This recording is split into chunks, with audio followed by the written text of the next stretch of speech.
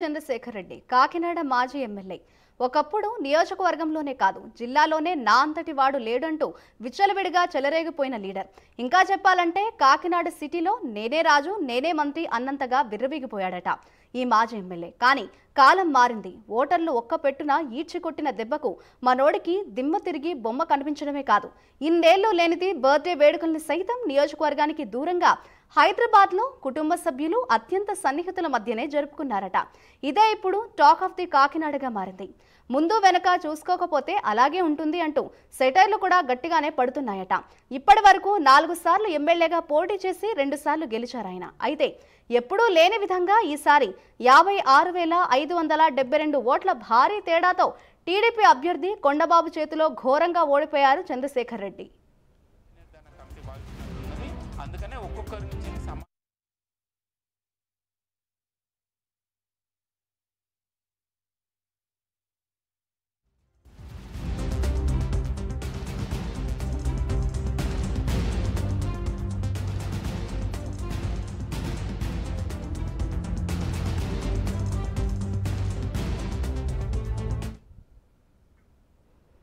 ఎన్నికల్లో పోటీ అన్నాక గెలుపోటములు సహజమే అయినా ఈ స్థాయి ఓటమిని మాత్రం అస్సలు ఊహించలేదట ద్వారంపూడి.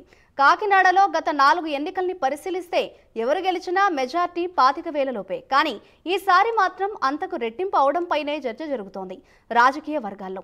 ఆ మెజార్టీ చూసినప్పటి నుంచి మాజీ ఎమ్మెల్యే కూడా తెగ మదన పడిపోతున్నారన్నది పార్టీ వర్గాల టాక్. గెలుస్తామని అనుకున్నాం, సరే పోని ఓడిపోయాం, అందులోనూ ఇంత ఘోరంగానా అంటూ సన్నిహితుల దగ్గర ఆవేదన వ్యక్తం చేస్తున్నట్లు తెలుస్తోంది. పైగా నియోజకవర్గంలో ఎక్కువగా ఉండటానికి కూడా ఇష్టపడడం లేదట. ఈ క్రమంలోనే తాజాగా కాకినాడ సెగ్మెంట్లో ఆయన బర్త్డే వేడుకల ప్రస్తావన వచ్చింది.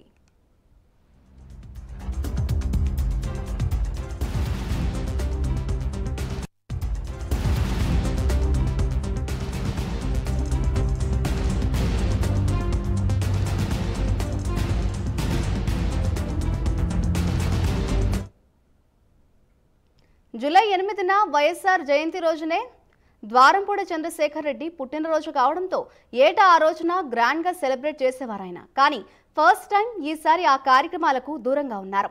కుటుంబ సభ్యులు అత్యంత సన్నిహితుల మధ్య హైదరాబాద్లో సింపుల్గా సెలబ్రేట్ చేసుకున్నారు.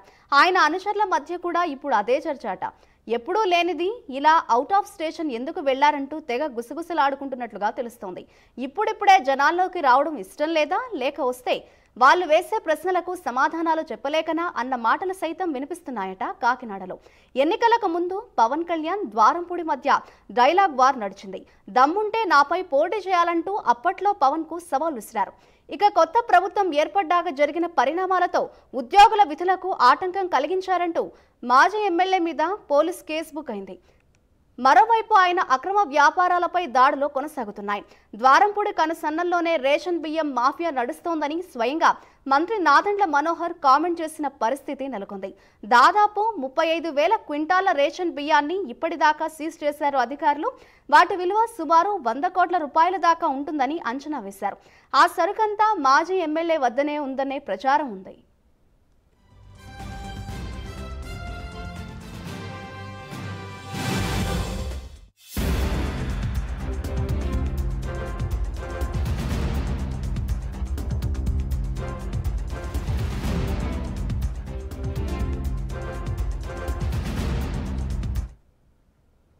మరోవైపు చంద్రశేఖర్ రెడ్డి సోదరుడు నిర్వహిస్తున్న వీరభద్ర రొయ్యల కంపెనీకి నోటీసులు ఇచ్చారు పొల్యూషన్ కంట్రోల్ బోర్డు అధికారులు. ఈ క్రమంలో అసలు ఆ రోజున పవన్ పై అవసరం లేని విమర్శలు ఆ స్థాయిలో చేయడమే ఇంతటి ఓటమికి కారణమన్న చర్చ జరుగుతోందట ద్వారంపూడి శిబిరంలో. సబ్జెక్టు పరంగా విమర్శించాలి తప్ప అనవసరంగా టంగ్ స్లిప్ అవడం వల్ల ఒక సామాజిక వర్గాన్ని పూర్తిగా దూరం చేసుకున్నామని, అంతా అయ్యాక ఇప్పుడు తెలుసుకుని ఉపయోగం ఏంటంటూ ఆయన మనుషులే మాట్లాడుకుంటున్నారన్నది లోకల్ వాయిస్. జిల్లాలో వైసీపీ నేతలందరూ ఓడిపోయారు. తిరిగి ఎవరి కార్యక్రమాల్లో వారు నిమగ్నమయ్యారు. ఈయనకు మాత్రమే ఈ ప్రత్యేక పరిస్థితులు ఎందుకు వచ్చాయో ఒకసారి ఆలోచించుకోవాలని ఉచిత సలహాలు ఇచ్చేవారు సైతం బయలుదేరారట. మొత్తానికి పరిస్థితిని చూస్తుంటే మనోడు ఇప్పుడిప్పుడే ట్రాక్ ఎక్కే సూచనలు కనిపించడం లేదని అనుకుంటున్నారంట అనుచరులు. ఈ అజ్ఞానవాసం ఎన్నాళ్ళో చూడాలన్నది వాళ్ళ మాట.